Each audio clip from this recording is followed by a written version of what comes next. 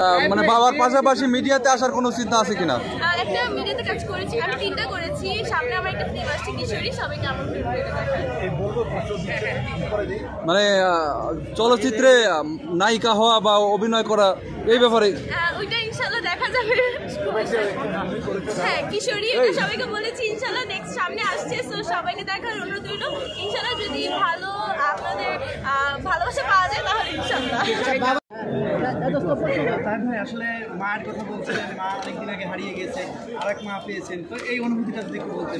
এটা ভীষণ পৃথিবী রাঙিয়ে দিয়েছে এই মানুষকে, আল্লাহ তাকে দিয়েছে। আমার মা, এই ফোনটা কার জানেন? মা যখন চলে যায় এই মাকে দিয়ে গেছে, বেঁচে যাচ্ছে শুধু তিনি।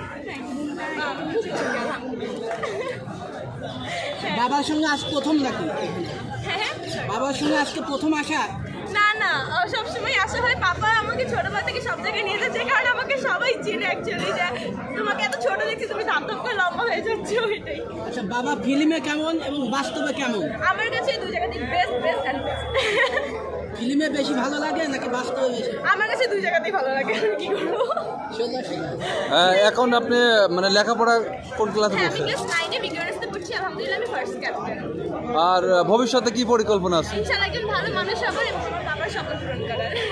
মানে বাবার পাশাপাশি মিডিয়াতে আসার কোনো চিন্তা আছে কিনা?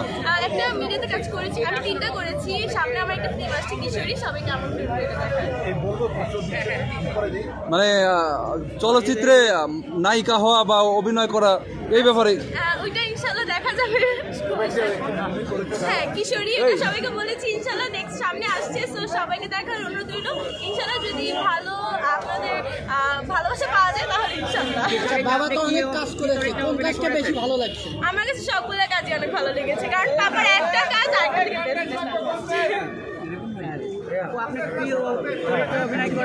আসসালামু আলাইকুম। আর অফিসার ইনচার্জ কবিতা শেষ হয়েছে, খোকনের এবং কিশোরী একটা সিনেমা কমপ্লিট হচ্ছে, অনন্তগুলির একটা সিনেমা কমপ্লিট যাচ্ছি, রোজ দুঃখন এরকম আছে, কাজ করছি। সবাই ভালো থাকবেন, সবাই ভালো আছেন।